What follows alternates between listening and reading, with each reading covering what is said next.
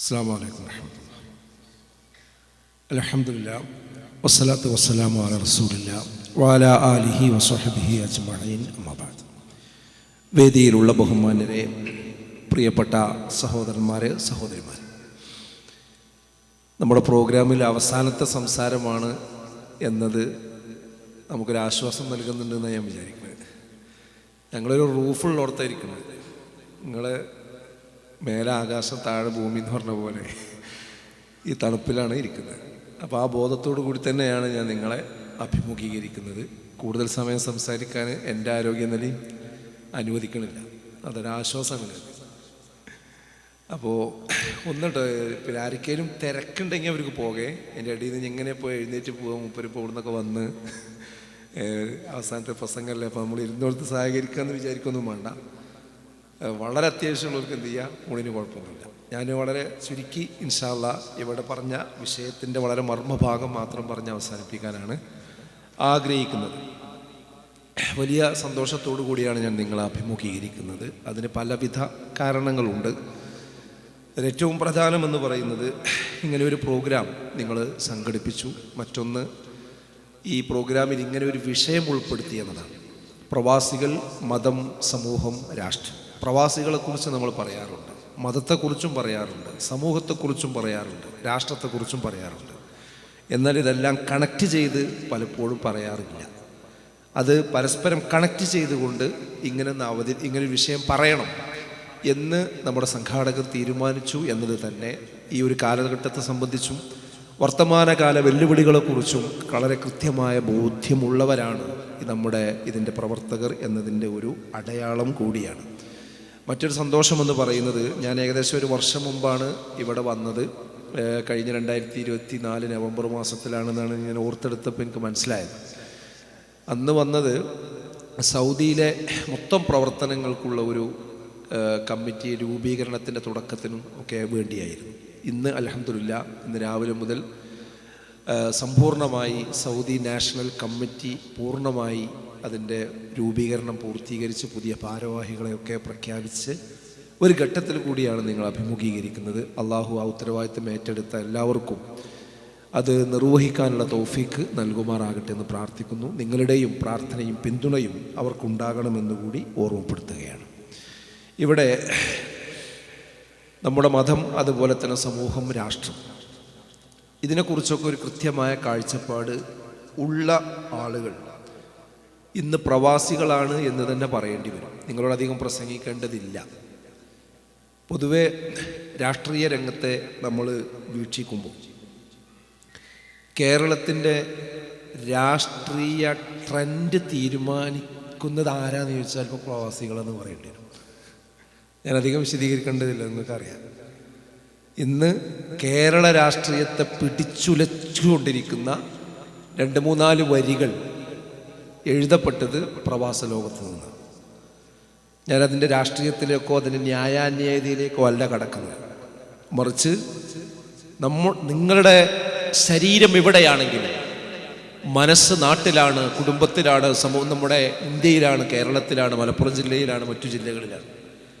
അവിടെ എന്ത് നടക്കുന്നു എന്നതിനെക്കുറിച്ചുള്ള വിവരങ്ങൾ കണ്ണിലെണ്ണയൊഴിച്ചുകൊണ്ട് നിങ്ങൾ കണ്ടുകൊണ്ടിരിക്കുന്നു, കേട്ടുകൊണ്ടിരിക്കുന്നു, സംവദിച്ചു കൊണ്ടിരിക്കുന്നു, സംസാരിച്ചു കൊണ്ടിരിക്കുന്നു എന്നത് ഏറെ ശ്ലാഘനീയമായ ഒരു കാര്യമാണ്. എന്തിനധികം, ഞങ്ങൾ തിരക്കിനിടയിൽ ഓടിക്കൊണ്ടിരിക്കുമ്പോൾ നാട്ടിൽ സംഭവിച്ച പ്രധാന സംഭവങ്ങൾ ഒരു പക്ഷേ ഗൾഫിലുള്ള പ്രവാസ ലോകത്തുള്ള ആൾക്കാർ പറയുമ്പോഴും അവർ അതിൻ്റെ സ്ക്രീൻഷോട്ട് അയക്കുമ്പോഴും അതിൻ്റെ ലിങ്ക് അയക്കുമ്പോഴുമാണ് നമ്മളറിയുന്നത്. അത്രക്ക് ഈ വിഷയത്തിൽ സജീവമായി ഇടപെട്ടുകൊണ്ടിരിക്കുന്ന ആളുകൾ ഉണ്ട്. അതുപോലെ തന്നെ വോട്ട് ചെയ്യുന്ന ആൾക്കാരുടെ എണ്ണം വർദ്ധിച്ചിട്ടുണ്ട്. ഇപ്പോൾ ഈ കഴിഞ്ഞ ദിവസം ഞാൻ പഞ്ചായത്ത് തിരഞ്ഞെടുപ്പിന് തൊട്ട് മുമ്പാണ് ഖത്തറിൽ നിന്ന് നാട്ടിലേക്ക് തിരിച്ചു പോകുന്നത്. അപ്പോൾ പോകുന്ന സമയത്ത് ഇങ്ങനെ എയർപോർട്ടിൽ ഫ്ലൈറ്റിലേക്ക് ഇങ്ങനെ പോവുകയാണ്, വരിയിൽ നടന്നു പോവുക. അപ്പോൾ എൻ്റെ തൊട്ട് ബാക്കിലൊരാളുണ്ട്. അപ്പോൾ അയാൾ എന്നെ പരിചയമുണ്ട്, അങ്ങനെ സംസാരിച്ചു. അപ്പോൾ ഞാൻ ചോദിച്ചു, നിങ്ങളവിടെ പോയി? വോട്ട് ചെയ്യാൻ വളരെ ഈസി ആയിട്ട്, വേറെ ഒന്നുമില്ല, വോട്ട് ചെയ്യാൻ പോകും എന്നിട്ടോ അത് കഴിഞ്ഞാൽ തിരിച്ചും പോരും. അപ്പോൾ ഒറ്റ വോട്ട് ചെയ്യാൻ എന്ത് ചെയ്യാൻ ടിക്കറ്റ് എടുത്ത് ഇവിടുന്ന് പോകും. ഒരാളല്ലത്, ഇങ്ങനത്തെ അനവധി ആളുകൾ എന്ത് ചെയ്യുന്നുണ്ട്, ഇപ്പോൾ പോയിക്കൊണ്ടിരിക്കുന്നുണ്ട് എന്നതാണ്. ഇപ്പം SIR കൂടി വന്നതോടുകൂടി എല്ലാവർക്കും കുറച്ചുകൂടി എന്തായിട്ടുണ്ട്, ബോധം വന്നിട്ടുണ്ട്. കഴിഞ്ഞ ദിവസം ഞാൻ അബുദാബിയിൽ പോയ സമയത്ത് ഒരു വിവാഹത്തിൽ പങ്കെടുത്തിരുന്നു. അപ്പോൾ ആ വിവാഹത്തിൽ പങ്കെടുത്തപ്പോൾ നമ്മളൊരു വളരെ പ്രധാനപ്പെട്ട ഒരാളാണ്. അപ്പോൾ അദ്ദേഹത്തോട് സംസാരിച്ചപ്പോൾ എന്നോട് പറഞ്ഞു, അല്ല SIR പാക പ്രശ്നമാക്കുമോ? ഞാൻ ഇതുവരെ വോട്ട് ചെയ്തിട്ടില്ല, ഇതുവരെ വോട്ടും ചെയ്തിട്ടില്ല, ഞാൻ വോട്ടർ പട്ടികയിൽ എൻ്റെ പേരുമില്ല. അപ്പോൾ ഇപ്രാവശ്യം ഇപ്പോൾ അതൊക്കെ ഒന്ന് ഉണ്ടാക്കണം, ഇനിയിപ്പോൾ എന്താ പേരൊക്കെ ചെയ്യുക. അപ്പോൾ ഇതുവരെ നമുക്ക് ശ്രദ്ധിക്കാത്ത ആളുകളൊക്കെ ഒന്ന് സടകുടഞ്ഞ് എഴുന്നേൽക്കാൻ ഈ SIRുമായി ബന്ധപ്പെട്ട വിഷയങ്ങളൊക്കെ എന്തായിട്ടുണ്ട്, കാരണമായിട്ടുണ്ട് എന്നാണ് ഞാൻ സൂചിപ്പിച്ചത്. അതുപോലെ തന്നെ എല്ലാത്തിൻ്റെയും സാമ്പത്തിക സ്രോതസ്സ് പ്രവാസികളാണെന്ന് പറഞ്ഞതുപോലെ നമ്മുടെ രാജ്യത്തെ ഇന്ന് മുന്നോട്ട് നയിക്കുന്ന രാഷ്ട്രീയവുമായി ബന്ധപ്പെട്ടും മറ്റു കാര്യങ്ങളിലുമൊക്കെ നിങ്ങളുടെ പിന്തുണ വളരെ നല്ല രീതിയിലുണ്ട് എന്നതിൽ യാതൊരു തർക്കവുമില്ല. അപ്പോൾ ഞാൻ പറയുന്നത്, ആ നിലക്ക് പ്രബുദ്ധമായ ഒരു സമൂഹം ഇന്ന് നമ്മുടെ ഈ പ്രവാസ ലോകത്ത് ഉണ്ട്. പക്ഷേ എല്ലാവരും അങ്ങനെയാണോ? ഇങ്ങനെ ഒരു വിഭാഗമുണ്ട്. എന്നാൽ മറ്റൊരു വിഭാഗം ആരാന്ന് ചോദിച്ചാൽ, അവനവൻ്റെ ജോലി, ആ ജോലി സമയം കഴിഞ്ഞിട്ട് കുറച്ച് സമയം മൊബൈലിൽ എന്തെങ്കിലുമൊക്കെ ഒന്ന് കാണുക, അങ്ങനെ കടന്നുറങ്ങുക. നാട്ടിൽ എന്താ നടക്കുന്നത്, ലോകത്ത് എന്താ നടക്കുന്നത്, കേരളത്തിൽ എന്താ നടക്കുന്നത്, ഈ സംഗതികളെ കുറിച്ച് യാതൊരു ധാരണയും ഇല്ലാതെ പോകുന്ന ആളുകളും നമ്മുടെ ഇടയിലുണ്ട് എന്നത് ഒരു വസ്തുതയാണ്. ഞാൻ 2 ദിവസമായിട്ട് മക്കത്തായിരുന്നു. അപ്പോൾ അവിടെ ഉംറക്ക് വന്ന ആളുകളൊക്കെ ഉണ്ട്. അതുപോലെ അവിടെ ഉള്ള മക്കത്തുള്ള ആളുകളുണ്ട്, അവിടെ ഹിദ്മത്ത് ചെയ്യുന്ന ആൾക്കാരൊക്കെ ഉണ്ട്. അപ്പോൾ ഇങ്ങനത്തെ ഒരു സംസാരം വന്നപ്പോൾ, നാട്ടിൽ നടന്നുകൊണ്ടിരിക്കുന്ന കുറച്ച് വിഷയങ്ങളെ സംബന്ധിച്ച് ഭക്ഷണം കഴിക്കുമ്പോൾ സംസാരം വന്നപ്പോൾ, അവിടെ മക്കത്ത് ജോലി ചെയ്യുന്ന ഒരാളാണ്. അയാൾ ഈ വിവരങ്ങളെ അറിയില്ല. അങ്ങനെയൊക്കെ ഉണ്ടോ എന്നാ മൂപ്പര് ചോദിക്കുന്നത്. അപ്പം ഇങ്ങനെ ഈ ലോകത്തൊട്ടുമേ ഈ ലോകത്തില്ലാത്ത മനുഷ്യന്മാരുണ്ട്. എന്നാൽ ഇതിൽ തന്നെ അഭിരമിച്ചു കൊണ്ടിരിക്കുന്ന, ഇതിൻ്റെ ചർച്ച, ഇതിൻ്റെ വാട്സപ്പും സംവിധാനവുമായി നടക്കുന്ന ആളുകളെയൊക്കെ നമുക്ക് കാണാൻ കഴിയും. വേറെ വിഭാഗം ആരാന്ന് വെച്ചാൽ, ഒന്നും ശ്രദ്ധിക്കാൻ കഴിയാതെ ഇവിടെ വന്നിട്ട് ഒരു നിക്കക്കള്ളില്ലാതെ നടക്കുന്ന മനുഷ്യന്മാരുണ്ട്. അതായത് ജോലി നേരായിട്ടില്ല, ശരിയായിട്ടില്ല. അള്ളാഹു അവർക്കൊക്കെ എളുപ്പം നൽകുമാറാകട്ടെ. എത്രയും പെട്ടെന്ന് അവർക്കൊരു മഴേശത്തിൻ്റെ മാർഗം അള്ളാഹു തുറന്നു കൊടുക്കുമാറാകട്ടെ. നമ്മളവിടെ അത്തരം ആളുകളുടെ കാര്യത്തിലൊക്കെ പ്രത്യേകം പ്രാർത്ഥിക്കണമെന്നാണ് എനിക്ക് പറയാനുള്ളത്. കാരണം അവർക്ക് ഒരു സ്ഥലത്ത് നിന്നിട്ട് വേണ്ട ഇതിനൊക്കെ കുറിച്ച് ചിന്തിക്കാൻ. അങ്ങനെ ചിന്തിക്കാൻ തന്നെ കഴിയാതെ, നാളെ രാവിലെ എന്ത് ചെയ്യും, എവിടെ പോകുമെന്നറിയാതെ, ഏത് റൂമിൽ ഉറങ്ങുമെന്നറിയാതെ പ്രയാസപ്പെട്ട് നടക്കുന്ന ആളുകളുണ്ട്. അപ്പം അങ്ങനെ പല തട്ടിലാണ് നമ്മുടെ പ്രവാസ ലോകത്തുള്ള ആളുകൾ എന്നാണ് ഞാൻ പറഞ്ഞതിൻ്റെ ചുരുക്കം. ഞാൻ എല്ലാവരോടും, അതായത് ഇത്തരം വിഷയങ്ങളിലൊക്കെ ശ്രദ്ധിക്കുന്നവരോടും അത് ശ്രദ്ധിക്കാത്തവരോടും, ഇതൊന്നും ശ്രദ്ധിക്കാൻ കഴിയാത്ത വിധം പോയിക്കൊണ്ടിരിക്കുന്ന, പ്രയാസം അനുഭവിക്കുന്നവരോടും എല്ലാവരോടും ഒറ്റ വാക്ക് എനിക്ക് പറയാനുള്ളത്, നമ്മളിപ്പോൾ സംസാരിക്കുന്ന ടൈറ്റിലെ ഒന്നാമത്തെ കാര്യത്തിൽ നിങ്ങൾ ഒരു നിലക്കും വിട്ടുവീഴ്ച ചെയ്യരുത്. എന്ത്? മതം എന്ന് പറഞ്ഞല്ലോ. അതായത് നിങ്ങൾക്ക് എന്തൊക്കെ പ്രയാസങ്ങളുണ്ടോ ആ പ്രയാസങ്ങൾക്കുള്ള മുഴുവൻ പരിഹാര മാർഗം എന്ന് പറയുന്നത് ദീനിലുണ്ട്. പട്ടിണി കിടക്കുകയാണെങ്കിൽ പോലും മനസ്സിന്റെ അകത്തളം സമാധാനത്തോടുകൂടി മുന്നോട്ട് പോകുവാൻ കഴിയുന്ന, ഐശ്വര്യത്തോടുകൂടി മുന്നോട്ട് പോകാൻ കഴിയുന്ന ആശയത്തിന്റെ പേരാണ് മതം എന്ന് പറയുന്നത്, ദീൻ എന്ന് പറയുന്നത്. റസൂലുള്ളാഹി സ്വല്ലല്ലാഹു അലൈഹി വസല്ലമയും സ്വഹാബത്തും ഖന്തക്കിന്റെ ആ കിടങ്ങ് കുഴിക്കുന്ന സംഭവം ചരിത്രത്തിൽ നമുക്ക് കാണാൻ കഴിയും. മരുഭൂമിയാണ്, വെയിലാണ്, പ്രയാസമാണ്, ഭക്ഷണമില്ല, എന്നിട്ടാണ് കിടങ്ങ് കുഴിച്ചുകൊണ്ടിരിക്കുന്നത്. കൂടെയുള്ള ആളുകൾ പറഞ്ഞു, റസൂലേ ഞങ്ങൾ ഭക്ഷണം കഴിച്ചിട്ടില്ല, നോക്ക് ഞങ്ങൾ വയറ്റിൽ കല്ലാണ്, കല്ല് കെട്ടിക്കൊണ്ടാണ് ഞങ്ങൾ ഈ കിടങ്ങ് കുഴിച്ചുകൊണ്ടിരിക്കുന്നത്. റസൂലുള്ളാഹി സ്വല്ലല്ലാഹു അലൈഹി വസല്ലമ തന്റെ വസ്ത്രം പൊക്കി കാണിച്ചു കൊടുത്തുകൊണ്ട് പറഞ്ഞു, നിങ്ങൾ ഒരു കല്ലല്ലേ കെട്ടിയത്, ഞാൻ 2 കല്ല് കെട്ടിയിട്ടാണ്. പക്ഷെ അവർക്ക് വിശപ്പ് എന്ന് പറയുന്നത് അവരുടെ മനസ്സിനെ സ്വാധീനിച്ചിട്ടില്ല. അവരുടെ മനസ്സിന് ഐശ്വര്യമാണ്. അതാണ് മതം നൽകുന്ന ഐശ്വര്യം എന്ന് പറയുന്നത്. നമുക്ക് നല്ല സമ്പത്തുണ്ട്. നേരത്തെ താജുദ്ദീൻ സലാഹി ഇവിടെ സൂചിപ്പിച്ചതുപോലെ കൊട്ടാര സമാനമായ വീടുകളുണ്ട്. AC ഇല്ലാത്ത ഒരു സന്ദർഭമില്ല. വലിയ വാഹനങ്ങളുണ്ട്, എല്ലാ സൗകര്യങ്ങളും ഉണ്ട്. ഇതൊക്കെ ഉണ്ടായിട്ടും യാതൊരു സമാധാനവുമില്ലാതെ മുന്നോട്ട് പോകുന്ന എത്ര മനുഷ്യന്മാരുണ്ട്. അപ്പൊ സമാധാനം എന്ന് പറയുന്നത് വീടിന്റെ വലുപ്പത്തിലല്ല, സ്വസ്ഥത എന്ന് പറയുന്നത് വാഹനത്തിന്റെ വലുപ്പത്തിലല്ല, നമുക്ക് ഐശ്വര്യം എന്ന് പറയുന്നത് നമ്മുടെ ജോലിയിലല്ല, ഭൗതികമായ സൗകര്യങ്ങളിലല്ല, മറിച്ച് മനസ്സിന്റെ സമാധാനത്തിലാണ്. ആ മനസ്സിന്റെ സമാധാനം അലാ ബിദിക്രില്ലാഹി തത്മഇന്നുൽ ഖുലൂബ്, അലാ ബിദിക്രില്ലാഹി തത്മഇന്നുൽ ഖുലൂബ്. അറിയുക, അല്ലാഹുവിനെ കുറിച്ചുള്ള സ്മരണ കൊണ്ട് മാത്രമേ നിങ്ങൾക്ക് ഒരു സമാധാനമടഞ്ഞ മനസ്സുണ്ടാവുകയുള്ളൂ എന്ന വിശുദ്ധ ഖുർആനിന്റെ പ്രഖ്യാപനം നമ്മൾ നെഞ്ചിലേറ്റണമെന്നാണ് ഞാൻ പറയുന്നത്. നേരത്തെ താജു വാപ്പാനെ പറ്റി പറഞ്ഞു, ഉമ്മാൻ്റെ ഉള്ള ബാധ്യതകളെ കുറിച്ച് പറഞ്ഞു, നമ്മുടെ ബന്ധങ്ങളെ കുറിച്ച് പറഞ്ഞു. ഇതിലൊക്കെ പ്രശ്നങ്ങളും പ്രയാസങ്ങളും ഉള്ള ആൾക്കാർ ഇവിടെ ഇരിക്കുന്നുണ്ടാവും. അവരിപ്പോൾ അതിനെക്കുറിച്ച് ചിന്തിക്കുന്നുണ്ടാവും അല്ലേ? സുഹൃത്തുക്കളെ, നിങ്ങൾക്ക് ദീനീയമായ ഒരു മനസ്സും ദീനീയായ ഒരു അവസ്ഥയുണ്ടെങ്കിൽ എല്ലാ പ്രശ്നങ്ങളും കൈകാര്യം ചെയ്ത് നമുക്ക് പോകാൻ പറ്റും. അതുകൊണ്ട് നമ്മൾ എന്ത് വില കൊടുത്തും മതപരമായ കാര്യത്തിന് കോംപ്രമൈസ് ചെയ്യുന്ന ഒരു സ്വഭാവം ഒരിക്കലും ഉണ്ടാകരുത്. എന്താണ് ഞാനത് പറയാൻ കാരണം, കഴിഞ്ഞ ദിവസം ഞാൻ ഖത്തറിൽ വന്നപ്പോൾ അവിടെ ഒരു ചെറുപ്പക്കാരനെ ഞാൻ ഓർത്തെടുത്ത്, ഞാൻ വളരെ മുമ്പ് പരിചയമുള്ള ഒരാളായിരുന്നു. അപ്പോൾ അവിടെ ആണല്ലോ അദ്ദേഹം എന്നുള്ള നിനക്ക് അന്വേഷിച്ച് നോക്കുമ്പോൾ ഒരു പിടുത്തമല്ല, ആരോട് ചോദിച്ചിട്ടും അവനെ കുറിച്ചിട്ട് എന്തെങ്കിലും ഒരു വിവരമല്ല. പക്ഷെ ആൾ ഇവിടെ നിന്ന് അവസാനം ഞാൻ നമ്പർ കളക്ട് ചെയ്ത് അവനോട് വിളിച്ചു, ഒന്ന് കാണാലോ എന്ന് വിചാരിച്ച്. അപ്പോൾ കാണാൻ പറ്റിയ സാഹചര്യത്തിലല്ല, ആളൊക്കെ കിട്ടി. അപ്പോൾ ഞാൻ വെറുതെ അവനോട് ചോദിച്ചു, ഈ മലയാളത്തിലൊരു ഖുതുബ കേട്ടിട്ട് എത്ര കാലമായി എന്ന് ചോദിച്ചു. ഞാനിപ്പോൾ ഇവിടെ വന്നിട്ട് 5 കൊല്ലമായി. അവനെ മറുപടി 5 വർഷമായിട്ട് മലയാളത്തിൽ. അപ്പോൾ നിങ്ങൾ വിചാരിക്കും ഗൾഫിൽ പോയുടെ മലയാളത്തിൽ ഖുതുബ, അതല്ലേ ഉദ്ദേശിച്ചത്. ഒരു മലയാളത്തിൽ ഒരു ദീനിയായ ഉത്ബോധനം, അതിപ്പോൾ ഈ വാട്സപ്പിലൊക്കെ ഇഷ്ടംപോലെ ഖുതുബകൾ വരുന്നുണ്ടല്ലോ, പ്രസംഗങ്ങൾ വരുന്നുണ്ടല്ലോ, അങ്ങനെ എന്തെങ്കിലും ഒന്ന് കേൾക്കുക എന്നുള്ള സംഗതിയെ നടക്കണില്ല. അപ്പം ഞാൻ ജുമയ്ക്ക് എവിടെയെങ്കിലുമൊക്കെ പള്ളിയിൽ കയറിങ്ങാണ്ട് ചിലപ്പോൾ പോരില്ല. എന്താ അത് അവസ്ഥ, എത്തിക്കൂടില്ല. അപ്പം പറഞ്ഞു നോക്കുമ്പോൾ എന്താ വെച്ചാൽ എൻ്റെ ജോലിൻ്റെ സ്വഭാവം അങ്ങനെയാണ്. അതായത് ഈ ജോലിൻ്റെ പ്രശ്നങ്ങൾ പറഞ്ഞിട്ട് ഇത്തരം കാര്യങ്ങളൊക്കെ കോംപ്രമൈസ് ചെയ്യുന്നൊരവസ്ഥ നമ്മളൊന്ന് ആലോചിച്ച് നോക്കി. മുമ്പ് ഒരാൾ എന്നെ UK നിന്ന് വിളിച്ചിട്ട് അവൻ്റെ സംശയം എന്താണെന്ന് വെച്ചാൽ, എനിക്ക് 17 മണിക്കൂറാണ് ജോലി, തുടർച്ചയായിട്ട് 17 മണിക്കൂറാണ് ജോലി. ചെറിയ ഒരു ഇടവേളകളെ കിട്ടും, ഒരു വെള്ളം കുടിക്കാൻ അങ്ങനെയൊക്കെ കിട്ടുള്ളൂ, വേറൊന്നുമില്ല. ഒരു നെറ്റ്വർക്ക് കമ്പനിയിലാണ്. ഞാൻ അവിടെ നിന്ന് ശ്രദ്ധ തെറ്റി ആകെ പ്രശ്നം. അപ്പോൾ അയാളുടെ സംശയം എന്താണെന്ന് വെച്ചാൽ, എനിക്ക് കറക്റ്റ് നിസ്കരിക്കാനൊന്നും പറ്റണില്ല. അപ്പം ഞാനിതൊക്കെ കഴിഞ്ഞിട്ട് റൂമിലെത്തിയിട്ട് 5 വക്ത് ഒന്നിച്ച് നിസ്കരിക്കണതിന് വല്ല കുഴപ്പമുണ്ടോ എന്നുള്ളത്. അപ്പോൾ ഞാൻ ചോദിച്ചു, അങ്ങനെ ഒരു വകുപ്പില്ലല്ലോ. ഇല്ലേന്ന് ചോദിച്ചു. അല്ല, കൂട്ടി സ്കരിക്കുക എന്ന് പറയണേക്കലുണ്ടല്ലോ. കൂട്ടി സ്കരിക്കാം, പക്ഷെ ഇങ്ങനെ ഒരു കൂട്ടലില്ല എന്ന് പറഞ്ഞു ഞാൻ. അപ്പോൾ പറയണത് എന്തായാലും, ഞാൻ എന്നാൽ ഒരു മാസമായിട്ട് ഇപ്പം അങ്ങനെയാണ്.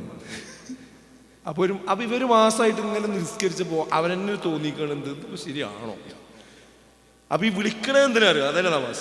വിളിക്കണത് എന്തിനാന്ന് ചോദിച്ചാൽ അങ്ങനെ തന്നെ തുടരാൻ പറ്റുമോ എന്നൊരു ഫത്വ കിട്ടാൻ വേണ്ടിയിട്ടാണ്.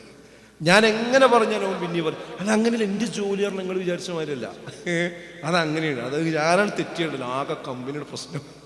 അപ്പം ഞാൻ അവനോട് അവസാനം ചോദിച്ചത്, പിന്നെ നിനക്ക് ജീവിച്ച് മുന്നോട്ട് പോകാൻ 17 മണിക്കൂർ ഒരു ദിവസം ജോലി ചെയ്യണം. മനുഷ്യനും ഭക്ഷണം കഴിക്കല്ലേ വേണ്ടുള്ളൂ. ഇപ്പോൾ നമുക്ക് കുറേ കാശ് കിട്ടിയിട്ട് പിന്നെ ഒരു നേരം 10 കിലോ തിന്നാൻ പറ്റില്ലല്ലോ. അവൻ്റെ വയറിനുള്ളിലേ തിന്നാൻ പറ്റുള്ളൂ അല്ലേ? ഒരു ഷർട്ടല്ലേ ഇടാൻ പറ്റുള്ളൂ, ഒരു ഷൂ അല്ലേ ഇടാൻ പറ്റുള്ളൂ, ഒരു ജോഡി പൈസ ഉണ്ട് വിചാരിച്ചു കണ്ട് കൂടുതൽ ചെയ്യാൻ പറ്റില്ലല്ലോ. അപ്പോൾ പറഞ്ഞാൽ അതൊന്നുമില്ല, ഭക്ഷണം ഉപജീവനമാർഗം നടന്നു അത്ര. അപ്പോൾ ഞാൻ പറഞ്ഞു, ഈ ദുനിയാവുക്ക് നമ്മൾ വന്നത് നമ്മൾ ജോലിക്ക് വേണ്ടിയല്ല. നമ്മളിവിടെ വന്ന വളരെ പ്രഥമമായ ധർമ്മം എന്ന് പറയുന്നത് വമാ ഖലഖ്തുൽ ജിന്ന വൽ ഇൻസ ഇല്ലാ ലിയഅ്ബുദൂൻ. മനുഷ്യവർഗത്തെയും ജിന്നുവർഗത്തെയും നാം സൃഷ്ടിച്ചിരിക്കുന്നത് എനിക്ക് ഇബാദത്ത് എടുക്കാൻ വേണ്ടിയല്ലാതെ മറ്റൊന്നുമല്ല. അല്ലാഹ് ഈ ദുനിയാവ് ഉണ്ടാക്കിയത്, ഈ ജിദ്ദ ഉണ്ടാക്കിയത്, ഈ സൗദി അറേബ്യ ഉണ്ടാക്കിയത്, ഈ GCC കൺട്രികൾ ഉണ്ടാക്കിയത്, യൂറോപ്യൻ നാടുകൾ ഉണ്ടാക്കിയത്, 7 ഭൂഖണ്ഡങ്ങൾ ഉണ്ടാക്കിയത്, ഈ പ്രപഞ്ചം ഉണ്ടാക്കിയത്, ഈ അണ്ടകടാഹത്തെ സൃഷ്ടിച്ചത് മനുഷ്യനെ പരീക്ഷിക്കാൻ വേണ്ടിയാണ്. ഇതല്ല ജീവിതം, ഇതല്ല ജീവിതം. വല്ലാഖിറതു ഖൈറുൻ വഅബ്ഖാ. ഏറ്റവും നല്ലതും എന്നും ബാക്കിയാകുന്നതും മരണശേഷമുള്ള പരലോക ജീവിതമാകുന്നുവെന്നാണ്. അവിടേക്കുള്ള ഒരു കൃഷിയിടം മാത്രമാണിത്, പരീക്ഷിക്കുന്ന ഒരു ഹാള് മാത്രമാണിത്. എന്നിട്ട് നമ്മളാണ് തീരുമാനിച്ചിരിക്കുകയാണ് ഇവിടെയാണ് എൻ്റെ ജീവിതം മുഴുവൻ. എന്നിട്ട് യഥാർത്ഥ ജീവിതത്തിലുള്ള പാഥേയം, അതിനെക്കുറിച്ചൊരു വിവരമല്ല, അതിന് സമയമല്ല, അതിന് നേരല്ല. ഞാൻ പറയുന്നു, ജോലി നമുക്ക് വേണം, പക്ഷെ ജോലിക്ക് വേണ്ടിയല്ല നമ്മൾ സൃഷ്ടിക്കപ്പെട്ടത് എന്നുള്ള ആലോചിക്കുന്നത്. ഒരു കരിയർ ഭ്രാന്തിലാണ് മനുഷ്യന്മാർ. കരിയർ ഭ്രാന്ത്, ഞാൻ അങ്ങനെ തന്നെ പറയാം. എന്താ ഭ്രാന്ത് എന്ന് പറയാം? ഇത് സ്ത്രീകൾ ജോലി രംഗത്തേക്ക് വൻതോതിൽ കടന്നു വന്നുകൊണ്ടിരിക്കുന്നുണ്ട്. ഇപ്പം ഇന്നിപ്പോൾ ഞാൻ നമ്മളൊരു പ്രോഗ്രാമിൻ്റെ അടിയിൽ നിന്ന് ഒരാളിനോടൊന്ന് പറഞ്ഞു, മോൾ എത്ര പറഞ്ഞിട്ടും കല്യാണത്തിന് സമ്മതിക്കുന്നില്ല. മോള് പറയണ ഒരു ജോലിയായിട്ട് എന്നിട്ട് കല്യാണം കഴിക്കുന്നു. എന്താ പറയുന്നത്? സ്ത്രീകൾ ജോലി എടുക്കാൻ പാടില്ല എന്നൊന്നല്ല ഞാൻ പറയുന്നത്. അവർക്ക് പറ്റുന്ന ജോലി എടുക്കുക, അത് ഹലാലാണ്, അതിന് ഇസ്ലാം അനുവാദം നൽകുന്നുണ്ട്. എല്ലായിടത്തും പാലിക്കുന്ന രീതിയിൽ ഇസ്ലാമിക മര്യാദ അവിടെയും പാലിക്കണമെന്ന് മാത്രമാണ്. പക്ഷെ എന്ന് മുതലാണ് നമ്മൾ ഒരു സ്ത്രീക്ക് ജോലി കിട്ടിയിട്ടേ വിവാഹം വേണ്ടതുള്ളൂ എന്നുള്ള തീരുമാനത്തേക്ക് എത്തിയത്? പണ്ടൊക്കെ പുരുഷന് ജോലി കിട്ടിയിട്ട് എന്നിട്ട് കല്യാണം കഴിപ്പിക്കാന്നാണ് പറയുന്നത്. അതെന്താ കാരണം എന്ന് വെച്ചാൽ പുരുഷന് ചെലവ് കൊടുക്കൽ മതപരമായി നിർബന്ധമാണ്. സ്ത്രീക്ക് ചെലവ് കൊടുക്കുക എന്നുള്ളത് മതപരമായി നിർബന്ധമാണ്. ആ നിർബന്ധം ആർക്കില്ല? സ്ത്രീക്ക് ഇസ്ലാം വെച്ചു കൊടുത്തിട്ടില്ല. അവൾക്ക് അവൾ ചെലവെടുത്തണം എന്നുള്ള നിർബന്ധമല്ല. പക്ഷെ അത് നമ്മൾ നിർബന്ധം ഉണ്ടാക്കുകയാണ് സമൂഹം. ആ രീതിയിൽ മൈൻഡ് സെറ്റപ്പ് വരികയാണ്. എന്നിട്ടോ പിന്നെ ജോലിയായി പിന്നെ വിവാഹം നടന്നാലും വിവാഹത്തിന് മുമ്പാണ് കണ്ടീഷൻ വെക്കുക. എന്താ കണ്ടീഷൻ? ഇപ്പം ഇന്നാളെ ഞാനൊരു ഡൈവേഴ്സ് കേസിൽ ഇടപെട്ടു. അപ്പോൾ ഇടപെട്ട് നോക്കുമ്പോൾ അതിൻ്റെ കാരണം എന്താണെന്ന് ചോദിച്ചാൽ, അവൾ ആദ്യം തന്നെ പറഞ്ഞിരിക്കുന്നത്, കല്യാണം കഴിക്കുമ്പോൾ തന്നെ പറഞ്ഞത്, ഒരു 2-3 മാസമേ നിങ്ങളെ വീട്ടിൽ ഞാൻ നിൽക്കുള്ളൂ. പിന്നെ എൻ്റെ പ്രൊഫഷൻ നിങ്ങൾക്കറിയാം. ആ പ്രൊഫഷനെ പറ്റിയ ഒരു ജോലി ഒന്നുകിൽ ബാംഗ്ലൂരിൽ, അല്ലെങ്കിൽ UK അല്ലെങ്കിൽ പുറത്ത് എവിടെയെങ്കിലും ഒരു സ്ഥലത്ത്. അവിടെ നമ്മൾ രണ്ടോളം എന്ത് ചെയ്യും? ഒന്നിച്ച് ചെയ്യും. അതായത് നിങ്ങളെ പാപ്പാനിമാരി നോക്കിയാണ്ട് ഞാനവിടെ എന്ത് ചെയ്യൂല, ഇരിക്കൂല. അപ്പോൾ ഇവൻ പറഞ്ഞു അതൊക്കെ നമുക്ക് ആലോചിക്കാം എന്ന് പറഞ്ഞുകൊണ്ട് കല്യാണം കഴിച്ചു. അപ്പോൾ ഇത് എന്ത് ചെയ്യണില്ല, 3 മാസം കഴിഞ്ഞു, 4 മാസം കഴിഞ്ഞു, 6 മാസം കഴിഞ്ഞിട്ട് സംഭവം നടക്കണില്ല. അപ്പോൾ അവസാനം പ്രശ്നമാകുകയാണ്. അപ്പോൾ എന്താ വിഷയം? എന്നിട്ടോ ഇനി അതേപോലെ തന്നെ വേറെ കുറച്ച് ഇഷ്ടം പോലെ കാര്യം.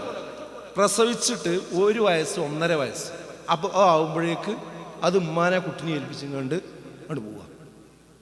ഞാൻ പറയണത് ഇതൊന്നും പട്ടിണി കിടക്കണമല്ല, പട്ടിണി കിടക്കണമല്ല.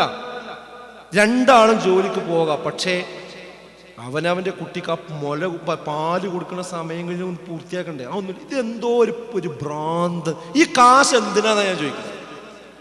എന്തിനാണ് ഈ കാശ്? എന്നാണ് ഞാൻ ഡോക്ടറെ കാണാൻ പോയി, എൻ്റെ ചെറിയ കുട്ടിനെയും കൊണ്ട്. അപ്പോൾ ചെന്ന് നോക്കുമ്പോൾ അവിടെ എന്താ പറയുക അവസ്ഥ? പിന്നെ മൊത്തം ആശുപത്രിയിൽ ഒരു അയാളെ വീടുണ്ട്, ഭയങ്കര വീടാണ്. അവിടെ അടുത്തൊന്നും കാണാത്ത വണ്ടിയും പാർക്കിലുണ്ട്, എല്ലാ സൗകര്യവും ഉണ്ട്. പക്ഷെ ഇയാളെ ഷെഡ്യൂൾ അവിടെ എഴുതി വെച്ചിട്ടുണ്ട്. എന്താ ഷെഡ്യൂള്? രാവിലെ 7 മണി മുതൽ 10 മണി വരെ ഇവിടെ ക്ലിനിക്കിൽ, അതിൻ്റെ വീടിൻ്റെ അടുത്തൊരു ഔട്ട് ഹൗസ് ഉണ്ടായിരിക്കുകയാണ്, അവിടെയാണ് ചികിത്സ. പിന്നെ 11 മണി മുതൽ 3 മണി വരെ ഹോസ്പിറ്റലിൽ. പിന്നെ 4 മണി മുതൽ 8 മണി വരെ വീണ്ടും ഇവിടെ. അപ്പോൾ ആളുകൾ പറയുന്ന അയാൾ രാത്രി 11 മണി വരെയൊക്കെ എന്ത് ചെയ്യും, നോക്കലുണ്ട് എന്ന്. ഇവിടെ അവസാനം റെഡെങ്കിലും എഴുതി വെച്ചിരിക്കുന്നു, ഞായർ അവധി ഉണ്ടായിരിക്കുന്നതല്ല. നിങ്ങളെന്താ ഇയാൾ എപ്പോഴാണ് ഈ കാർ കയറുക? എപ്പോഴാണ് അയാൾ ആ വീട്ടിൻ്റെ ഉള്ളിൽ കിടന്നുറങ്ങുക? ഈ ഉണ്ടാക്കിയ കാശ് കൊണ്ട് എപ്പോഴാണ് ഭാര്യയും കൂട്ടി ഒന്ന് പുറത്തു പോവുക? ജീവിക്കാൻ മറന്ന മനുഷ്യർ എന്തിനാണ് ഈ കാശ്? എന്നിട്ട് എപ്പോഴെങ്കിലും ഒരു അറ്റാക്ക് ഉണ്ടാക്കിയാണ് പോകുന്നത്. ഈ പൈസ എന്തിനാ പിന്നെ? ഞാൻ പറയണ ഹലാലായ രൂപത്തിൽ ജീവിക്കും സുഹൃത്തുക്കൾ. അതിന് നമ്മൾ ഒരിക്കലും കോംപ്രമൈസ് ചെയ്യാൻ പറ്റാത്ത സംഗതിയാണ് നമ്മളെ ദീനീ കാര്യം. ഞാൻ എൻ്റെ ഊണ് ഉറക്കും നിസ്കാരം ഒഴിവാക്കിയിട്ടാണ് എൻ്റെ കുട്ടികളെ പഠിപ്പിച്ച് അറിഞ്ഞില്ല ആൾക്കാർ. എന്നിട്ടോ ആ കുട്ടികളെ വല്ല ഉപകാരത്തിനും കിട്ടിയത് ഇല്ല. എന്ത് കഷ്ടകാലടി ചെയ്യുന്നത്. അതുകൊണ്ട് ഞാൻ നിങ്ങളോട് പറയുന്നത്, പ്രവാസികൾ എന്ന നിലക്ക് നമുക്ക് ജീവിക്കാനുള്ള അത്യാവശ്യ കാര്യങ്ങൾക്ക് നമ്മൾ ജോലി ചെയ്യുക. നമ്മുടെ നിസ്കാരം കോംപ്രമൈസ് ചെയ്യാൻ പാടില്ല, ദീനി കാര്യങ്ങൾ കോംപ്രമൈസ് ചെയ്യാൻ പാടില്ല. ഇപ്പം ഈ പരിപാടി, ഈ പ്രോഗ്രാം ഇപ്പോൾ അതിൻ്റെ തൊട്ടടുത്ത് വരാൻ പറ്റുന്ന എത്ര മനുഷ്യന്മാരുണ്ട് അവിടെ ഇരിക്കുന്നുണ്ടാവും.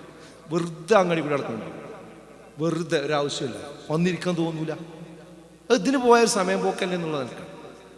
അപ്പം ഞാൻ പറയുന്നത്, മതപരമായ കാര്യങ്ങൾ ഒരിക്കലും എന്ത് ചെയ്യരുത്, നമ്മൾ കോംപ്രമൈസ് ചെയ്യുന്നൊരു സ്വഭാവം ഒരു കാരണവശാലും ഉണ്ടാകരുത് എന്നുള്ളതാണ് എനിക്ക് ഒന്നാമതായിട്ട് നിങ്ങളോട് സൂചിപ്പിക്കാനുള്ളത്. പിന്നെ നമ്മുടെ സമൂഹവും രാഷ്ട്രവുമായി ബന്ധിപ്പിച്ച് ഈ കാര്യങ്ങളെപ്പറ്റി പറയുമ്പോൾ നെല്ലും പതിരും വേർതിരിച്ചറിയുക എന്നത് ഈ കാലഘട്ടത്തിൽ വളരെ പ്രധാനപ്പെട്ട കാര്യമാണ്. കാരണം ഈ വാട്സപ്പ് യൂണിവേഴ്സിറ്റിയിലാണ് നമ്മളിപ്പോൾ ജീവിച്ചുകൊണ്ടിരിക്കുന്നത്, അല്ലേ? ഓരോ സമയത്ത് വാട്സപ്പിൽ എന്ത് ചെയ്യും, വിവരങ്ങൾ ഇങ്ങനെ വന്നുകൊണ്ടിരിക്കും. അതിലേതാ ശരി ഏതാ തെറ്റ് ഇതൊന്നും നമുക്ക് എന്ത് ചെയ്യില്ല, കൃത്യമായിട്ട് അറിയില്ല.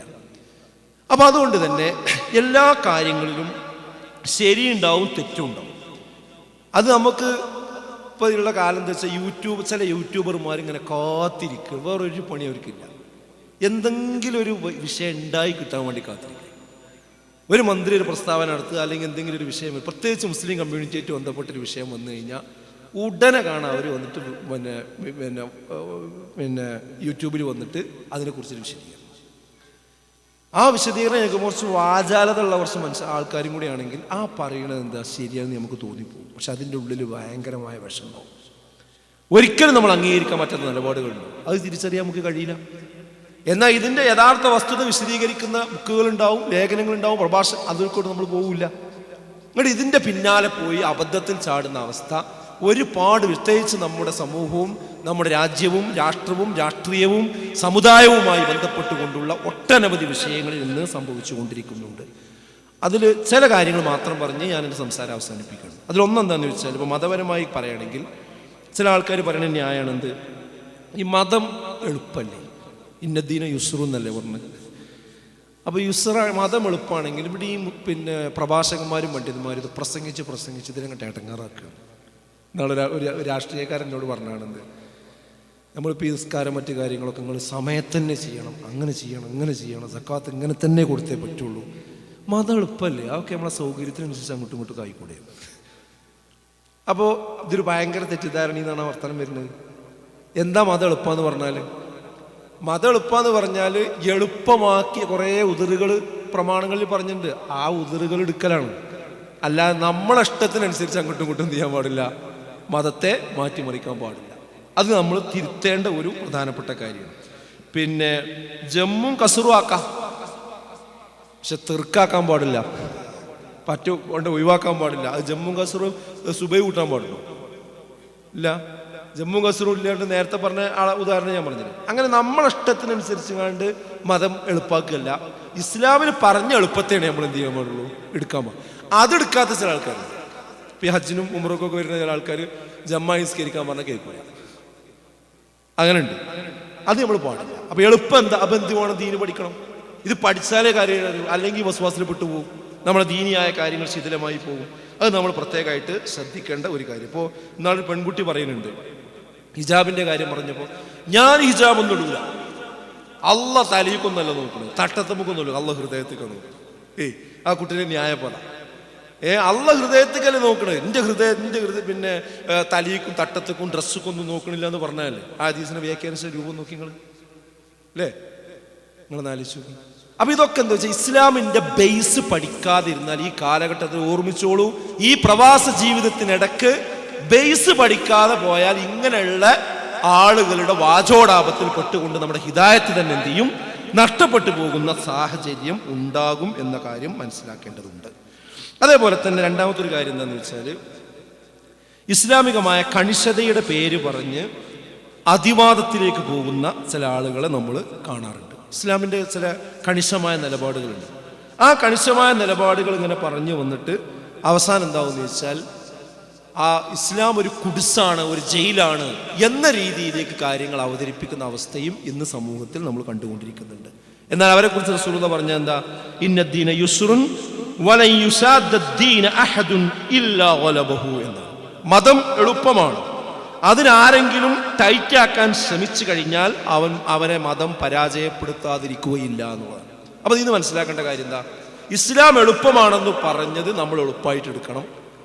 അതല്ലാതെ നമ്മളെ ഭാഗം എല്ലാം ടൈറ്റാക്കി പോയി കഴിഞ്ഞാൽ, നേരത്തെ പറഞ്ഞില്ലേ കുട്ടികളെ വിളിച്ചുണർത്തുന്ന രൂപവും കാര്യങ്ങളൊക്കെ പറഞ്ഞില്ലേ, അങ്ങനത്തെ രൂപത്തേക്ക് പോയി കഴിഞ്ഞാൽ മതത്തിൽ നിന്ന് ആളുകൾ ഒഴിഞ്ഞു പോവുക ചെയ്യും. അപ്പം അതും നമ്മൾ എന്ത് ചെയ്യേണ്ടത്, പ്രത്യേകമായി ശ്രദ്ധിക്കേണ്ട ഒരു കാര്യം. അതേപോലെ നമ്മൾ സാധാരണ പറയുന്ന കാര്യമാണെന്ത്, നാം പരന്ന വായനയുള്ളവരായി മാറുന്നത്. യഥാർത്ഥത്തിൽ പരന്ന വായനയല്ലല്ലോ വേണ്ടത്. എന്താ വേണ്ടത്, ആഴമുള്ള വായനയാണ് വേണ്ടത്. പരന്ന വായന എന്ന് പറഞ്ഞാൽ ഈ വാട്സപ്പിൽ കാണുന്ന കുറേ ചപ്പ് ചവറുകൾ, അഡ്രസ്സില്ലാത്ത വായനക്കാണ് അത് പറയാം. ശരിക്കും ആഴമുള്ള വായന നമ്മൾ വായിച്ചാൽ നമുക്ക് ഏത് കൊടുങ്കാറ്റിലും പിടിച്ചു നിൽക്കാൻ കഴിയും. അതിന് ഞാൻ നിങ്ങളോട് പറയുന്നത്, ഇപ്പം ഇന്ന് ഓഡിയോ ബുക്ക് ഇവിടെ അവതരിപ്പിച്ചില്ലേ അല്ലേ, അത് വായിക്കാൻ കഴിയാത്തവർക്ക് അത് കേൾക്കാൻ പറ്റും. അതേപോലെ തന്നെ നേർപ്പദം എന്ന് പറയുന്നത് ഇതിൻ്റെ മുഖപത്രമാണ്. ആനുകാലികമായി ഉണ്ടാകുന്ന വിഷയങ്ങളെപ്പറ്റി അതിനെ നിജസ്ഥിതി ബോധ്യപ്പെടുത്തുന്ന വാരികയാണ് നേർപ്പദം. നിങ്ങൾക്കത് ഓൺലൈനിൽ വായിക്കാം, വീട്ടിലേക്കൊരു കോപ്പി നിങ്ങൾക്ക് ചേർക്കാം. ഇത് സംഘടനാപരമായിട്ട് ഒരു അറിയിപ്പ് നിലക്കല്ല ഞാൻ പറയുന്നത്. ഈ കാലഘട്ടത്തിൽ നെല്ലും പതിരും വേർതിരിച്ച് മനസ്സിലാകണമെങ്കിൽ ആഴമുള്ള വായന വളരെ പ്രധാനമാണ്. അങ്ങനെ വായിച്ചെങ്കിൽ മാത്രമേ, നമ്മളും നമ്മുടെ കുടുംബവും വായിച്ചെങ്കിൽ മാത്രമേ ഈ മലവെള്ളപ്പാച്ചിലിൽ, ലിബറലിസത്തിന്റെ മലവെള്ളപ്പാച്ചിലിൽ, ശിർക്ക് വിദഅത്തുകളുടെ മലവെള്ളപ്പാച്ചിലിൽ നമുക്ക് പിടിച്ചു നിൽക്കാൻ കഴിയുകയുള്ളൂ എന്ന ഒരു കൃത്യമായ ഓർമ്മ നമുക്ക് ഓരോരുത്തർക്കും ഉണ്ടാകണമെന്നാണ് പറയാനുള്ളത്. ഇപ്പോൾ ഇവിടെ ഇരിക്കുന്ന ആളുകൾ, നിങ്ങൾ ഇന്ന് പോയിട്ട് ചെയ്യേണ്ട ഒരു കാര്യമാണ് എന്ത്, വീട്ടിലേക്ക് വിളിച്ചിട്ട് ആ 40 വാരിക ചേർത്തുക്കണമെന്ന് ചോദിക്കുക.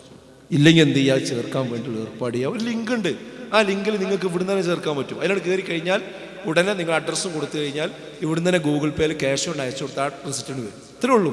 ഇപ്പം തന്നെ ചെയ്യാൻ പറ്റും. ഇവിടുന്ന് ഈ കോണി ഇറങ്ങി പോകുമ്പോൾ ചെയ്യാവുന്ന കാര്യമാണ്. അത് ചെയ്തിട്ട് അതൊന്ന് ചെയ്ത ആൾക്കാരോട് എനിക്ക് പറയാനുള്ളത്, ഇതിൻ്റെയൊക്കെ റാപ്പർ പൊട്ടിക്കൂടിയും വേണം. അങ്ങനെ ഉണ്ട് ചില ആൾക്കാർ, അതൊക്കെ എന്തോ ചെയ്താലേ. എന്നിട്ട് ഇങ്ങനെ ചെന്നാൽ ഇപ്പം നമ്മൾ വീടുകൾക്കൊക്കെ ഭക്ഷണം കഴിക്കാൻ ചെല്ലുമ്പോൾ അട്ടിക്ക് ഇങ്ങനെ വെച്ചിട്ടുണ്ടാവും ചില വീട്ടിലൊക്കെ. ആ രീതി പറ്റില്ല. ഇത് വാങ്ങാത്തൊരു വാങ്ങണം, വാങ്ങിയവർ പൊട്ടിക്കണം, പൊട്ടിച്ചവർ വായിക്കണം. മനസ്സിലായോ? അപ്പോഴേ ഇതൊക്കെ കൊണ്ട് ഉപകാരം ശരിക്ക് കിട്ടുള്ളൂ. പിന്നെ വേറെ ഒരു രാഷ്ട്രീയ രംഗത്ത് നിന്ന് വന്നുകൊണ്ടിരിക്കുന്ന ഒരു കാര്യം എന്താ വെച്ചാൽ, ഞങ്ങൾ നിങ്ങളെ രക്ഷിക്കാം, ഞങ്ങൾ നിങ്ങളെ സംരക്ഷിക്കാം എന്ന ഓഫറുമായിട്ട് മുസ്ലിം സമുദായത്തിൻ്റെ മുമ്പിൽ ചില ആളുകൾ കടന്നു വരാറുണ്ട്. ഞാൻ ആരാണ് എന്താണെന്നൊന്നും പറയേണ്ട, വിഷയങ്ങൾ മനസ്സിലാക്കിയാൽ മതി. അതായത് 3 ടീമായിട്ട് വേർതിരിക്കുക. ഒന്ന് വേട്ടക്കാർ. ആരാ വേട്ടക്കാർ? സംഘ് പരിവാറും തീവ്ര വലതുപക്ഷ ആളുകളുമാണ്. അവരിന്ന് മുസ്ലിം സമുദായത്തെ വേട്ടയാടാൻ വേണ്ടി ഇറങ്ങി. ശരിയാണ്, വേട്ടക്കാരി ഇറങ്ങിയിരിക്കണം. ഒരുപാട് ആ നിലക്കുള്ള നിയമനിർമ്മാണങ്ങൾ കേന്ദ്ര സർക്കാർ ഉണ്ടായിക്കൊണ്ടിരിക്കുന്നു. 10 വർഷമായി ഇപ്പോൾ അവർ ഭരിച്ചുകൊണ്ടിരിക്കുന്നു. അത് നമുക്ക് എല്ലാവർക്കും മനസ്സിലാകുന്ന കാര്യമാണ്. രണ്ടാമത്തെ ഇരകൾ. ആരാ ഇരകൾ? മുസ്ലിം കമ്മ്യൂണിറ്റി ഇരകൾ. മൂന്നാമത്തതാരാ? ഈ വേട്ടക്കാരിൽ നിന്ന് ഇരകളെ സംരക്ഷിക്കുന്ന സംരക്ഷകർ. ഞങ്ങൾ നിങ്ങളുടെ സംരക്ഷകർ.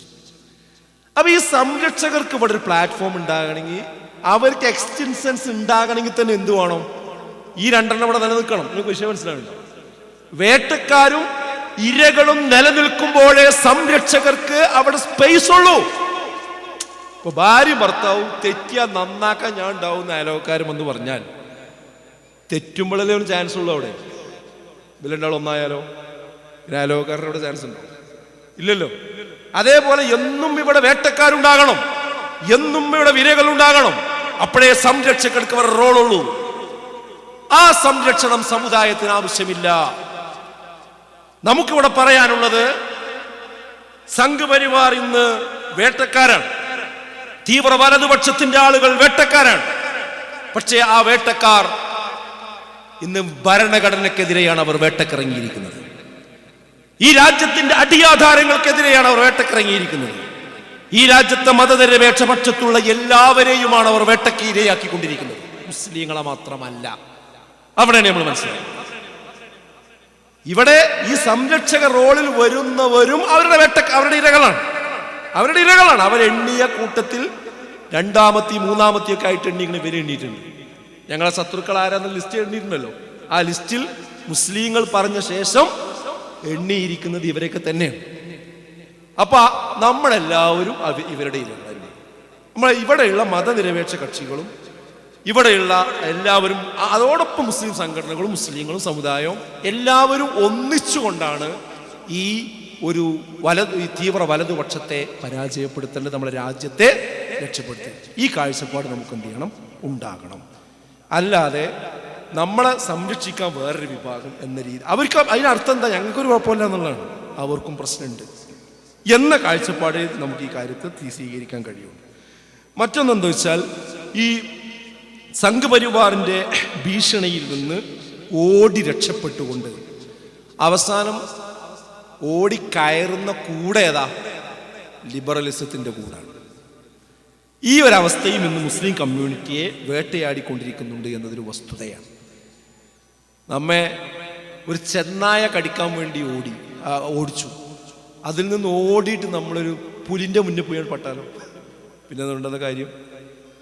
യഥാർത്ഥത്തിൽ തീവ്ര വലതുപക്ഷത്തിൻ്റെ ആളുകൾ ഇന്ന് മുസ്ലിം കമ്മ്യൂണിറ്റിയോട് പറഞ്ഞുകൊണ്ടിരിക്കുന്നത് എന്താ? നിങ്ങൾക്ക് നിങ്ങളുടെ മതം അനുസരിച്ച് ജീവിക്കാം, പക്ഷെ ഇവിടെ വേണ്ടെന്ന്. നിങ്ങൾ ഈ മതം കൊണ്ട് എന്ത് ചെയ്തോളി? ഇളകിയ പറയും പാകിസ്ഥാനിൽ പോയിക്കോളൂ, അല്ലേ? ഇവിടെ നാട് വിട്ടു പോകണം എന്നാണ് ഇവർ പറയുന്നത്. നിങ്ങൾ പോകുമ്പോൾ ഒന്നും കൊണ്ടുപോയിക്കോ, നിങ്ങളെ മതം കൊണ്ടുപോയിക്കോളി. എന്നാൽ ഇവർ ലിബറലിസത്തിൻ്റെ ആളുകൾ പറഞ്ഞുകൊണ്ടിരിക്കുന്നത് എന്താ വെച്ചാൽ, നിങ്ങൾക്ക് ഇവിടെ ജീവിക്കുക, പക്ഷെ നിങ്ങളെ മതങ്ങൾ ഒഴിവാക്കണം. മനസ്സിലായോ? മതം ഒഴിവാക്കണം. അല്ലെങ്കിൽ ഞങ്ങൾ പറയുന്നതിനനുസരിച്ച് നിങ്ങൾ മതപരമായി ജീവിക്കണം. ഒരു സ്ത്രീ ഭർത്താവ് പറഞ്ഞു, അയാളെ വലിയ മിടുക്കായിട്ട് പറഞ്ഞു, എന്ത്, ഞാൻ എൻ്റെ ഭാര്യനെ വരച്ചോടത്ത് നിർത്തും. ഭയങ്കര ഇതായിട്ട്, ഞാൻ വരച്ചോടത്ത് അവളെ നിർത്തുന്നു. അപ്പോൾ സംഭവം വരച്ചോടത്ത് നിർത്തലുണ്ട്, പക്ഷെ വര ഭാര്യനെ വരക്കുക. മനസ്സിലായോ? വരക്കൽ അവളാണ്, പിന്നെ നിർത്താൻ വല്ല പണിയുണ്ട്. അതേപോലെ അവർ പറയുന്നത് പോലെ നമ്മൾ മതമനുസരിച്ച് ജീവിക്കണം. അവർ പറയുന്നത് പോലെ മതത്തിൻ്റെ ആഘോഷങ്ങൾ നിർവഹിക്കണം. എല്ലാ മതത്തിൻ്റെ ആഘോഷങ്ങളും നമ്മൾ ഒരുമിച്ച് കൊണ്ടുപോകണം. നിങ്ങൾ ഏകദൈവ വിശ്വാസം മാത്രമാണ് ശരി എന്ന് പറയാൻ പാടില്ല. ഇങ്ങനെ കുറേ നിബന്ധനകൾ നമ്മളെ മുന്നിലേക്ക് വെക്കും.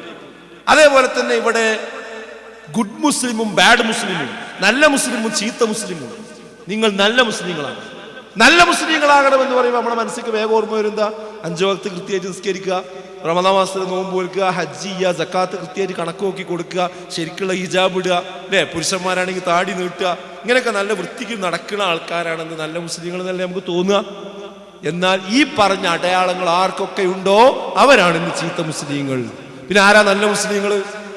നല്ല മുസ്ലിങ്ങൾ എന്ന് പറഞ്ഞാൽ എവിടെയാണോ എത്തിപ്പെട്ടത് അവിടേക്കനുസരിച്ച് രൂപം മാറും.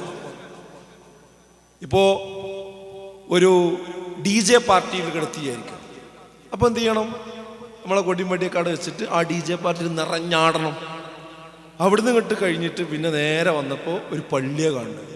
അപ്പോൾ വേഗം തൊപ്പിക്കിട്ട് ഭയങ്കര ഉസാറായി പള്ളി നിസ്കരിച്ച് പ്രാർത്ഥിച്ചിരിക്കുക. എന്തോ ഒരു കണ്ട ഈമാൻ ഇങ്ങനെ ഒറ്റ വീണ രീതിയിൽ. ഇപ്പോൾ ഒരു ഭാഗത്ത് അന്യ സ്ത്രീകളും അന്യ പുരുഷന്മാരും തമ്മിൽ ഇടകലർന്ന് ആടിപ്പാടി വേണമെങ്കിൽ ലഹരി ഉപയോഗിച്ചാലും ഒരു കുഴപ്പമില്ല, അല്ലേ? മറുഭാഗത്തോ അതേ ആള് തന്നെ ഭയങ്കര ഈമാനും ഭക്തിയും. ഇത് രണ്ടും ഇങ്ങനെ ചിത്രീകരിക്കുക, ഫോട്ടോ എടുക്കുക ക്യാമറയിൽ. എന്നിട്ട് ഇത് രണ്ടും ക്ലബ് ചെയ്തിട്ട് അപ്പൊ എന്തായി? അവസരത്തിനൊത്ത് അങ്ങോട്ടും ഇങ്ങോട്ടും തന്റെ വിശ്വാസവും ആചാരവും അനുഷ്ഠാനവും വേഷഭൂഷാദികളും മാറ്റിമറിക്കുന്ന ഒരു സ്വഭാവം. ഒരു സ്ഥലത്ത് കാണുമ്പോൾ നല്ല ഹിജാബില സ്ത്രീനെ എങ്ങനെ കാണും? അതേ സ്ത്രീനെ തന്നെ എന്ത് ചെയ്യും? അവരുടെ റീൽസ് നോക്കിക്കഴിഞ്ഞാൽ, സ്റ്റാറ്റസ് നോക്കിക്കഴിഞ്ഞാൽ വേറൊരു കുലത്ത് കാണും. അങ്ങനെ പറ്റുന്നിടത്തേക്ക് പറ്റുന്ന രീതിയിൽ ജീവിക്കുന്ന ഒരു ബൊഫേ സിസ്റ്റത്തിൽ ജീവിക്കുന്ന ആളുകളാണ് ഇനി നല്ല മുസ്ലിങ്ങൾ. ആ നല്ല മുസ്ലിങ്ങളാവുമ്പോഴേ നിങ്ങളെ സംരക്ഷിക്കാൻ കഴിയും. അപ്പൊ അവർ വരക്കും. മനസ്സിലാവുന്നുണ്ട്? ഇതിങ്ങനത്തെ ഒരു ക്രൈസിസ് ഇന്ന് നമ്മുടെ സമൂഹത്തിലുണ്ട്. അതിനെ കൃത്യമായി തിരിച്ചറിഞ്ഞുകൊണ്ടായിരിക്കണം നമ്മൾ എന്ത് ചെയ്യേണ്ടത്, മുന്നോട്ട് പോകേണ്ടത്. കാരണം ഈ മതരഹിത ജീവിതം, ഒരു മതരഹിത സമൂഹം ഉണ്ടാക്കാനാണ് ലിബറൽ സമൂഹം ഇവിടെ കഠിനാധ്വാനം ചെയ്തുകൊണ്ടിരിക്കുന്നത്. ഞാനൊരു വിശദാംശങ്ങളിലേക്ക് പോകില്ല, അത് ചില്ലറ വിഷയമല്ല. അതായത് നമ്മുടെ പുതിയ തലമുറയെ മതവിശ്വാസത്തിൽ നിന്നും പറിച്ചു കളയാൻ വേണ്ടി ബോധപൂർവമായ ശ്രമങ്ങൾ നടന്നുകൊണ്ടിരിക്കുന്നുണ്ട്.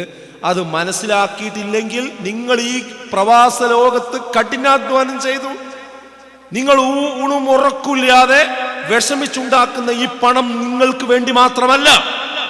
കാരണം നിങ്ങൾക്ക് ഇത്ര കാശ് വേണ്ട, അത് നിങ്ങളുടെ ഭാര്യയ്ക്ക് വേണ്ടി കൂടിയാണ്, നിങ്ങളുടെ മൂത്ത മകന് കൂടിയാണ്, നിങ്ങളുടെ രണ്ടാമത്തെ മകന് കൂടിയാണ്, നിങ്ങളുടെ മരുമക്കൾക്ക് കൂടിയാണ്.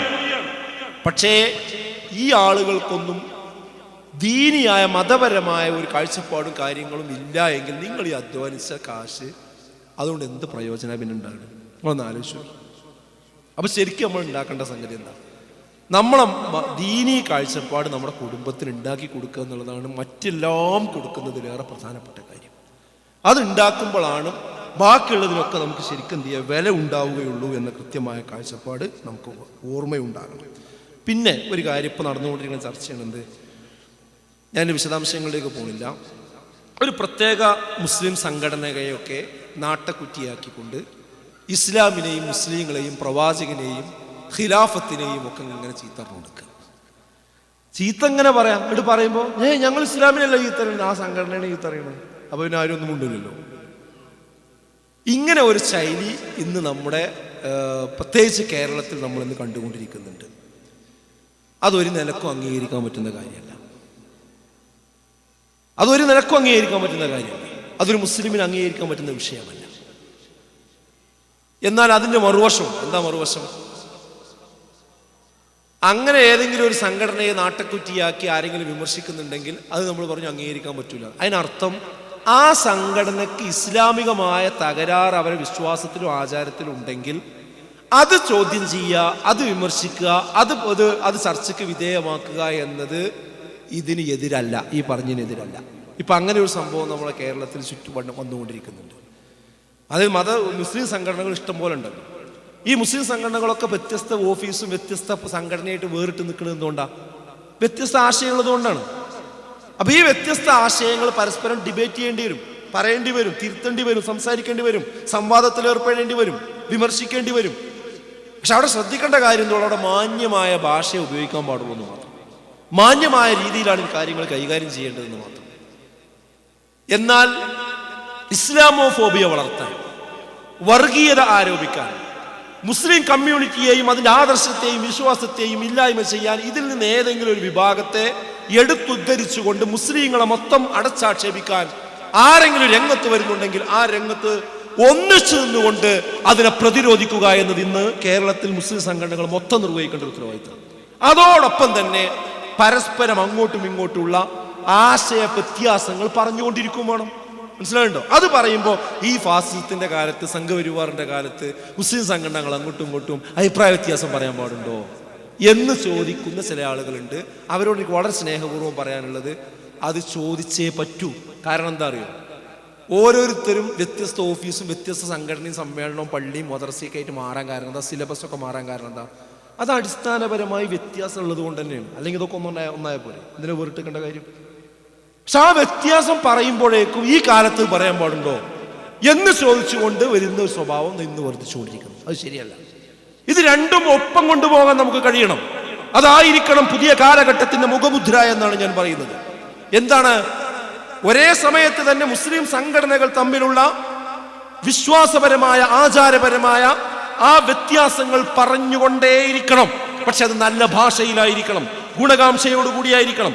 അതോടൊപ്പം തന്നെ ഇസ്ലാമിനെയും മുസ്ലിം സമുദായത്തെയും ഒന്നിച്ച് ആക്രമിക്കാൻ വേണ്ടി അപ്പുറത്ത് നിന്ന് ആരൊക്കെ ഒരുങ്ങി വരുന്നുവോ അവരെ പ്രതിരോധിക്കുന്ന വിഷയത്തിൽ ഒറ്റക്കെട്ടായി നിലകൊള്ളുവാൻ നമുക്ക് സാധിക്കണം.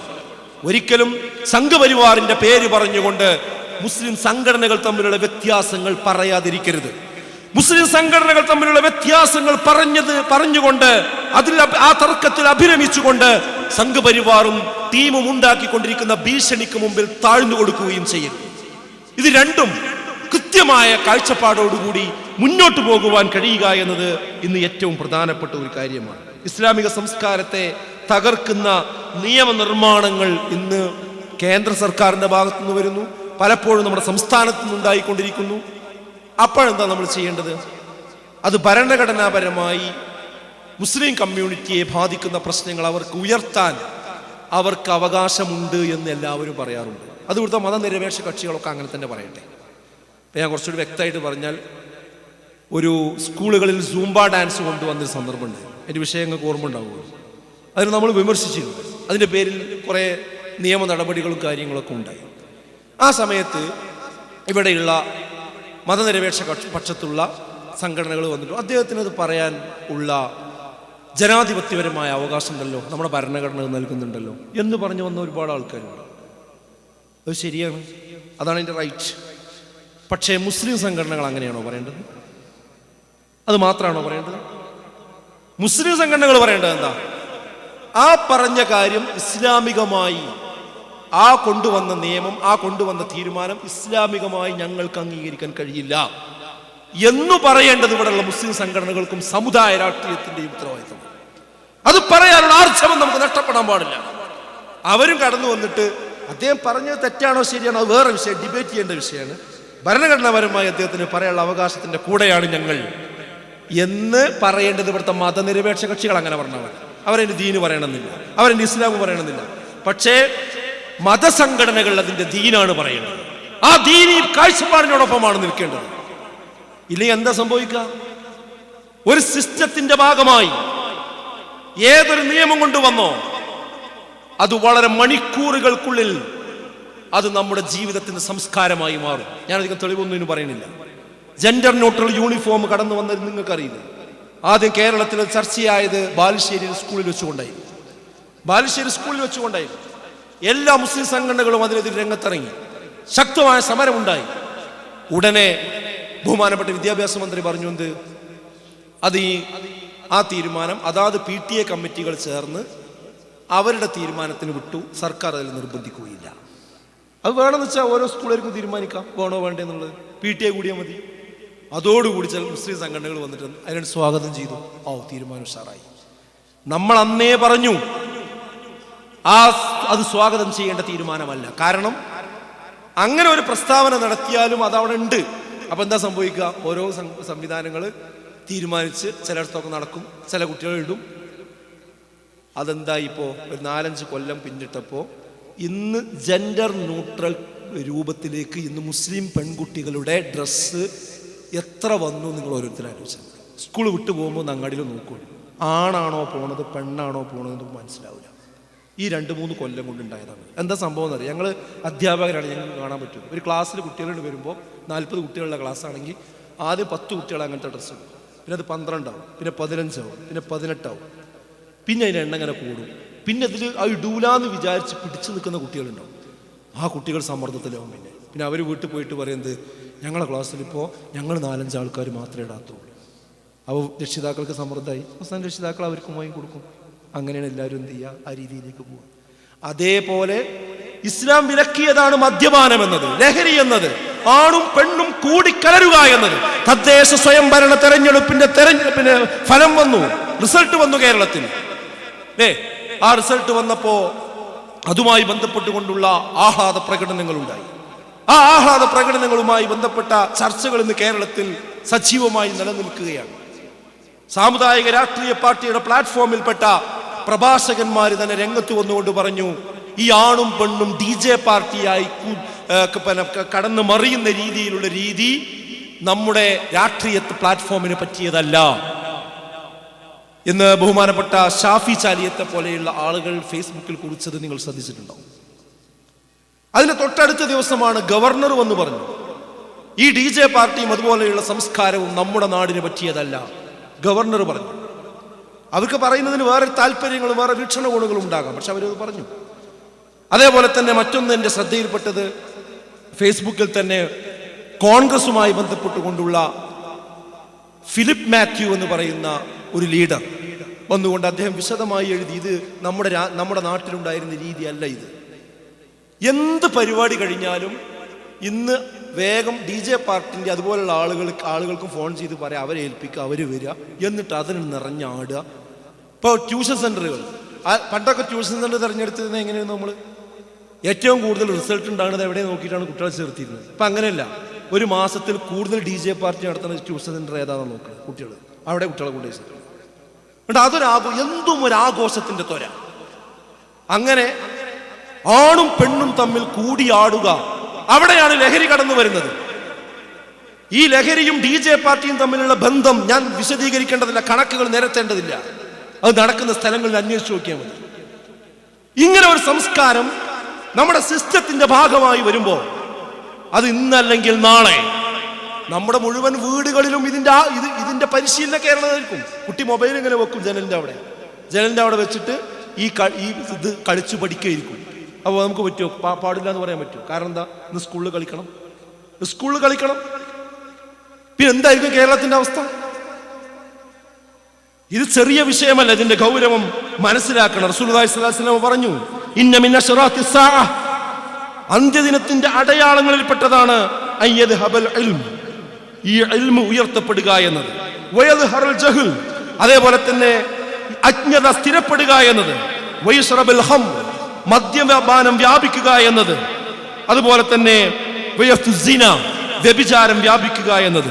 ഇതൊക്കെ അവസാന കാലഘട്ടത്തിന്റെ അടയാളങ്ങളിൽപ്പെട്ടതാണ്. ലഹറത്തുൽ ഖൈനാത്ത് എന്ന് വേറെ സ്ഥലത്ത് നമുക്ക് കാണാൻ പറ്റും. നർത്തകികൾ, വീണവാദ്യങ്ങൾ, അതുപോലെ തന്നെ മ്യൂസിക്കിന്റെ അകമ്പടികൾ. ഇന്ന് വിദേശ രാജ്യങ്ങളിൽ, പ്രവാസ ലോകത്ത് ഇന്ന് ഇതിന് എമ്പാടും പ്രോത്സാഹനമാണ് ലഭിച്ചുകൊണ്ടിരിക്കുന്നത്. ഇതൊരു വലിയ സംഭവമായി എല്ലാവരും പോയി കണ്ടുകൊണ്ടിരിക്കുന്നു. അങ്ങനത്തെ മേളകൾ നടന്നുകൊണ്ടിരിക്കുകയാണ്. നാട്ടിൽ ഇന്ന് വിവാഹത്തിന്റെ പാർട്ടികൾ അതിന് പറ്റുന്ന രീതിയിലാണ് ക്രമീകരിച്ചു കൊണ്ടിരിക്കുന്നത്. പെട്ടെന്ന് കരണ്ടാണ് പോവുകയാണ്, പടക്കം പൊട്ടുന്നത് പോലെ 4 പൊട്ടൽ പൊട്ടുകയാണ്, പുക വരികയാണ്. പിന്നെ ആ പുക അങ്ങോട്ട് മാഞ്ഞു വരുമ്പോൾ അവിടെ പ്രത്യേക ടീം വന്നുകൊണ്ട് കളി തുടങ്ങുകയാണ്. എന്തവസ്ഥ? ഇത് തെറ്റാണെന്ന് പറഞ്ഞാൽ ആ പറഞ്ഞവനാണ് ഇന്ന് കുറ്റക്കാരൻ. ചെയ്യുന്നവർക്ക് യാതൊരു പ്രശ്നമില്ല. ഈ നാട് എവിടെ പോയി അവസാനിക്കും? എങ്ങനെയാണ് ഈ മുസ്ലിം സമുദായത്തിന് പരീക്ഷണങ്ങൾ വരാതിരിക്കുക? ഈ ഹദീസ് പറഞ്ഞതിന്റെ തുടക്കത്തിൽ എന്താണെന്നറിയോ? ഭൂമി കുലുക്കമുണ്ടാകും, പ്രകൃതിക്ഷോഭങ്ങൾ ഉണ്ടാകും, പരീക്ഷണങ്ങൾ ഉണ്ടാകും.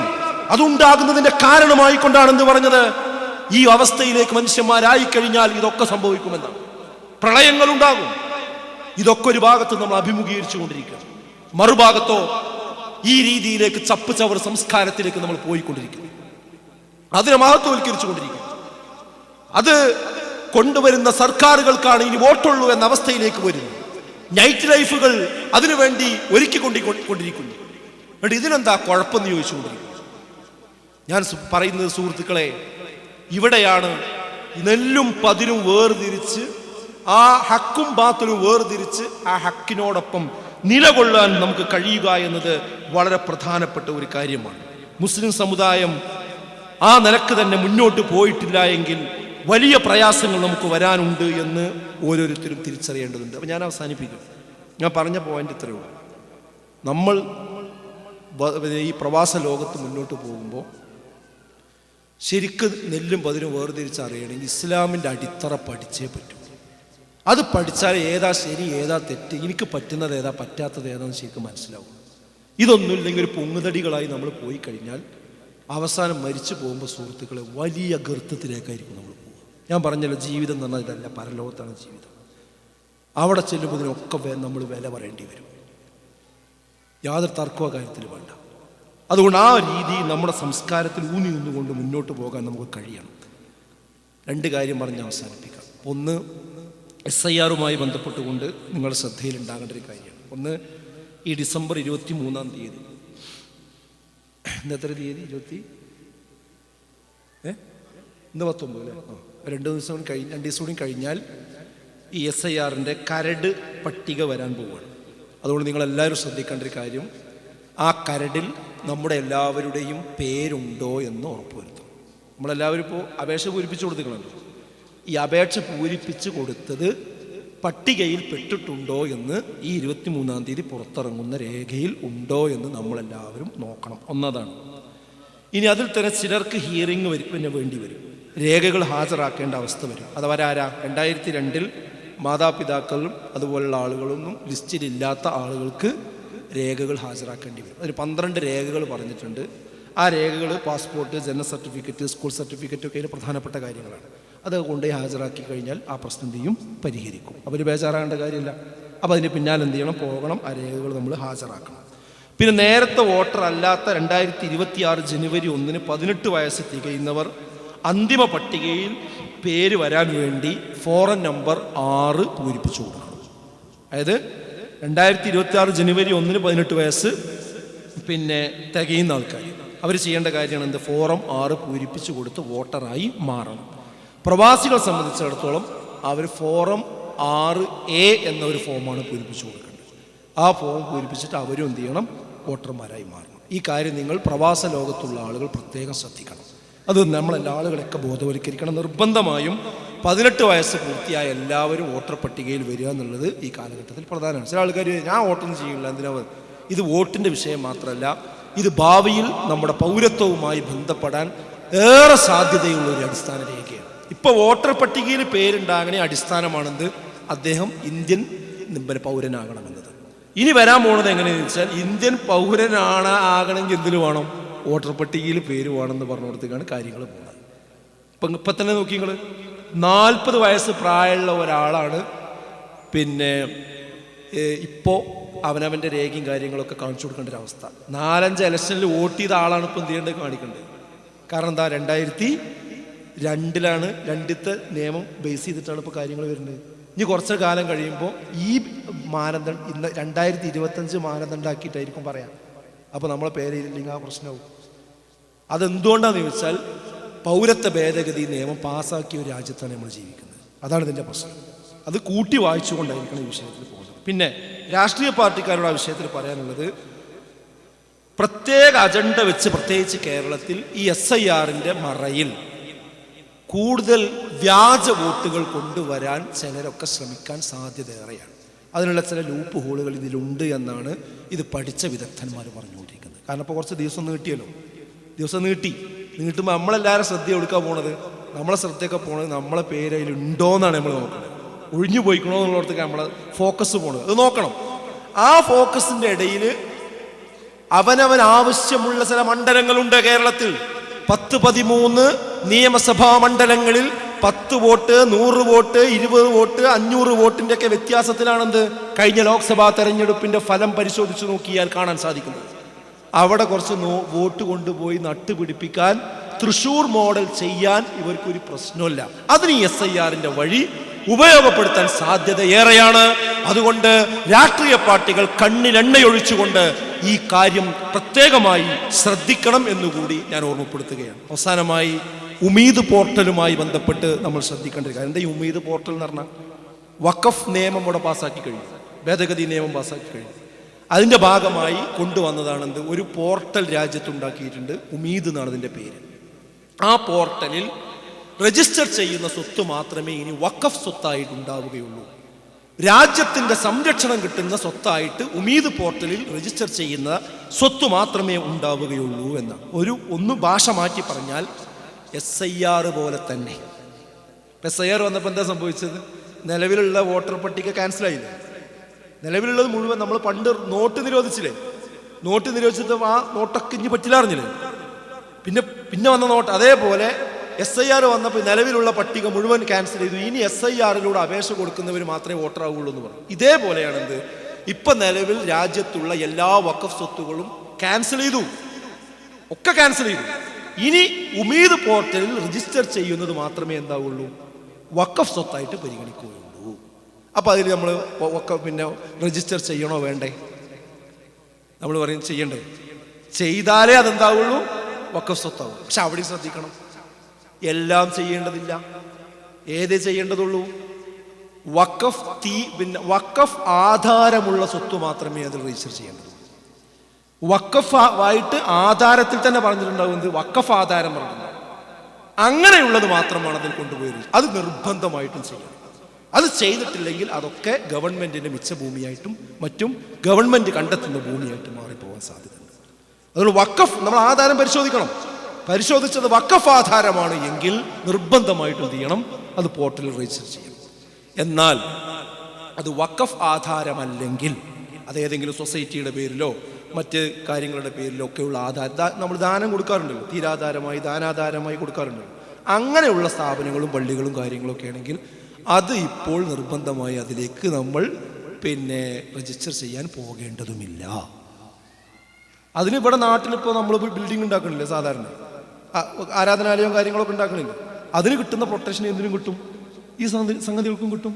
അപ്പം അത് വെറുതെ ആവശ്യമില്ലാതെ അതിന് കൊണ്ടുപോയിട്ട് എന്ത് ചെയ്യേണ്ടതില്ല, രജിസ്റ്റർ ചെയ്യേണ്ടതില്ല. അപ്പം ഇതൊക്കെ മനസ്സിലാകണമെങ്കിൽ കുറച്ച് പണിയുണ്ട്.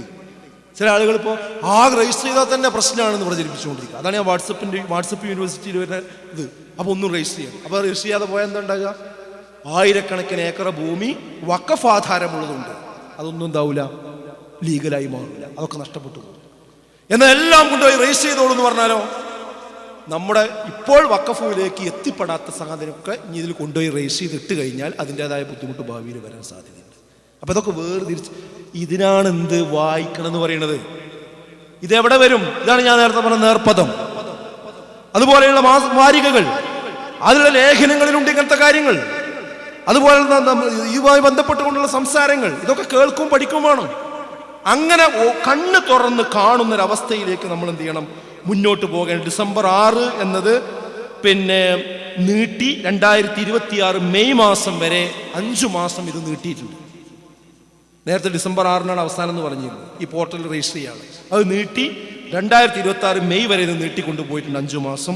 കേരള വഖഫ് ട്രിബ്യൂണൽ കോഴിക്കോട് ഉത്തരവ് പ്രകാരമാണ് ഇത് ഇപ്പം ഇറക്കിയിട്ടുള്ളത്. അതായത് സുപ്രീം കോടതിയിൽ ഇത് ചോദ്യം ചെയ്തല്ലോ. അപ്പം സുപ്രീം കോടതി പറഞ്ഞാണെന്ത്, ഈ സമയം എല്ലാവർക്കും നീട്ടിത്തരാൻ കഴിയില്ല, നിങ്ങൾക്ക് അങ്ങനെ ആവശ്യമുണ്ടെന്നുണ്ടെങ്കിൽ എന്ത് ചെയ്യാം, വഖഫ് ട്രിബ്യൂണലിനെ നിങ്ങൾക്ക് സമീപിക്കാം. അങ്ങനെ നമ്മുടെ വഖഫ് ട്രിബ്യൂണലിനെ സമീപിച്ചു. വഖഫ് ട്രിബ്യൂണലിൽ നിന്നുണ്ടായ ഉത്തരവാണെന്ത്, 5 മാസം നീട്ടി തന്നു. ഇനി അത് അവർ അംഗീകരിക്കുക കൂടി ചെയ്താൽ 5 മാസം കിട്ടും. ഈ 5 മാസത്തിനുള്ളിൽ ഈ കാര്യം വൃത്തിയായിട്ട് എന്ത് ചെയ്യണം, ചെയ്യണം. ഇത്രയും കാര്യങ്ങളാണ് സൂചിപ്പിക്കാനുള്ളത്. ഞാൻ അവസാനിപ്പിക്കുന്നു. നമ്മൾ നമ്മുടെ വ്യക്തി ജീവിതവും കുടുംബജീവിതവും സാമൂഹ്യ ജീവിതവും രാഷ്ട്രീയ കാര്യങ്ങൾ ഇതിനെപ്പറ്റിയൊക്കെ ബോധമുള്ളവരായിട്ടായിരിക്കണം മുന്നോട്ട് പോകേണ്ടത്. അല്ല ഞാനും എൻ്റെ കുട്ടികളും എൻ്റെ ജീവിതവും എൻ്റെ റൂമും എന്ന് പറഞ്ഞിട്ട് അങ്ങനെ കൂടിയാൽ അവസാനം നാട്ടിൽ ചെല്ലുമ്പോൾ നമുക്ക് നാട്ടിൽ ജീവിക്കാൻ പറ്റില്ല. അപ്പോൾ വായ തുറന്നിട്ട് കാര്യം ഉണ്ടാവില്ല. അതുകൊണ്ട് നല്ല ശ്രദ്ധ എല്ലാ കാര്യത്തിലും വേണം. ഏത് സമയത്ത് മരിക്കുകയാണെങ്കിലും ഈമാനോട് കൂടി മരിച്ച് നാളെ പരലോകത്ത് സ്വർഗം കിട്ടുന്ന കാര്യത്തിന് നമ്മൾ മുൻഗണന കൊടുക്കണം. നമ്മളെ ബിസിനസ്സിൻ്റെയും കച്ചവടത്തിൻ്റെയും പരക്കം പാച്ചിൻ്റെ അടിയിൽ ദീനി കാര്യങ്ങൾ മറന്നു പോകണം. അതിന് ഇൻഷാ അല്ലാഹ് ഈ വിസ്ഡം ഇസ്ലാമിക് ഓർഗനൈസേഷനും അതിൻ്റെ പ്രബോധന സംരംഭങ്ങളും ഈ സൗദി അറേബ്യയിൽ അതിൻ്റെ വ്യത്യസ്ത സെൻറ്ററുകളും നിങ്ങളോടൊപ്പം ഉണ്ടാകും. അത് നിങ്ങൾക്ക് വേണ്ടിയാണ്. നിങ്ങൾക്ക് ഈ നാട്ടിൽ ജീവിക്കും നിങ്ങളെ കുട്ടികളെ മദ്രസ പഠിപ്പിക്കാനും ഈ രംഗത്ത് നിലകൊള്ളാനുമാണ്. അല്ലാതെ ഇതിന് മെമ്പർഷിപ്പ് വർദ്ധിപ്പിക്കാനും ഇതിൻ്റെ കൂടെ അവരുടെ ആൾക്കാരുണ്ടാക്കേണ്ടിയും ഒരു കാര്യവും നമ്മളെ സംബന്ധിച്ചിടത്തോളം ഇല്ല. ഇത് നമുക്ക് വേണമെങ്കിൽ ഇതിനോടൊപ്പം സഞ്ചരിക്കാം. അപ്പോൾ ആ നിലക്ക് നിങ്ങൾ ചിന്തിക്കുക. അള്ളാഹു നിങ്ങളെ തൗഫീഖ് നൽകി അനുഗ്രഹിക്കുമാറാകട്ടെ. ഈ ഒരുമിച്ച് കൂടുതൽ സ്വാലിഹായ അമലായി അള്ളാഹു നമ്മിൽ നിന്ന് സ്വീകരിക്കുമാറാകട്ടെ. നമ്മൾ ഈ സമയത്ത് ഓർക്കേണ്ട ഒരാളാണ് നമ്മുടെ അബ്ദുസ്സലാം മദീനി. ഹായിലുണ്ടായിരുന്ന നമ്മുടെ ദാഴിയാണ്. ദീർഘകാലം നമ്മുടെ ഈ സൗദി അറേബ്യയിൽ ജോലി ചെയ്ത് ഒരുപാട് ആളുകൾക്ക് അദ്ദേഹം ഇപ്പോൾ ഈ കഴിഞ്ഞ ദിവസമാണ് മരണപ്പെട്ടത്. അള്ളാഹു അദ്ദേഹത്തിന് മഗ്ഫിറത്ത് നൽകി അനുഗ്രഹിക്കുമാറാകട്ടെ. അത് ഞാൻ ഫേസ്ബുക്കിലൊരു കുറിപ്പിട്ടിരുന്നു. അപ്പോൾ എത്രയോ സ്ഥലത്ത് നിന്ന് ആളുകൾ വിളിച്ചിട്ട് ആ ഒരു മനുഷ്യൻ്റെ ഖുർആൻ ക്ലാസ്സാണ് എനിക്ക് തൗഹീദ് കിട്ടാൻ കാരണമായത് എന്ന് പറഞ്ഞ് ഒരുപാട് ആൾക്കാരെ കാണാൻ സാധിച്ചു. അപ്പോൾ നമ്മളെല്ലാവരും എന്ത് ചെയ്യണം, ആ പണ്ഡിതന് വേണ്ടി പ്രാർത്ഥിക്കണം. അള്ളാഹു അദ്ദേഹത്തിന് ജന്നാത്തുൽ ഫിർദൗസ് നൽകി അനുഗ്രഹിക്കുമാറാകട്ടെ. അതേപോലെ തന്നെ ഇപ്പം ഇന്ന് ഞങ്ങൾ വന്ന ശേഷമാണ് കഴിഞ്ഞ ദിവസം പട്ടാമ്പിയിലുള്ള നമ്മുടെ പ്രവർത്തകൻ കരീം സാഹിബ് എന്ന് പറയും, അവിടെ നമ്മുടെ വെളത്തൂർ ഭാഗത്തൊക്കെ സജീവമായി പ്രവർത്തിക്കുന്ന ഒരു വ്യക്തിയാണ്. അദ്ദേഹം തന്നെ പെട്ടെന്ന് പ്രയാസങ്ങൾ വന്നു, വെന്റിലേഷനിൽ പോയി. ഇപ്പോൾ ഇന്നലെ മരണപ്പെട്ടതായിട്ട് അറിഞ്ഞിട്ടുണ്ട്. അള്ളാഹു അദ്ദേഹത്തിന് മഗ്ഫിറത്ത് നൽകി അനുഗ്രഹിക്കുമാറാകട്ടെ. ഇങ്ങനെ ഒരു ദിവസം സുഹൃത്തുക്കളെ നമ്മൾ ഇവിടുന്ന് പോവും. നാളത്തെ രാവിലത്തെ സൂര്യോദയം കാണാൻ നമ്മൾ ആരൊക്കെ ഉണ്ടാകുമെന്ന് പറയാൻ കഴിയില്ല. എത്ര ആൾക്ക് നാട്ടിൽ എത്തുമെന്ന് പറയാൻ കഴിയില്ല. അതുകൊണ്ട് നമ്മൾ ഏത് സമയത്തും പോകാൻ തയ്യാറായി നിൽക്കുക. നല്ല ദീനി ബോധത്തോടു കൂടി ജീവിക്കുക. അങ്ങനെയുള്ള മുത്തക്കികളിൽ മുഅ്മിനീകളിൽ അല്ലാഹു നമ്മെ ഏവരെയും ഉൾപ്പെടുത്തുമാറാകട്ടെ. റബ്ബനാ ആതിനാ ഫിദ്ദുനിയ ഹസനത്തൻ വഫിൽ ആഖിറതി ഹസനത്തൻ വഖിനാ അദാബന്നാർ. ആമീൻ യാ അർഹമർ റഹീമീൻ. അസ്സലാമു അലൈക്കും വറഹ്മത്തുള്ളാഹി.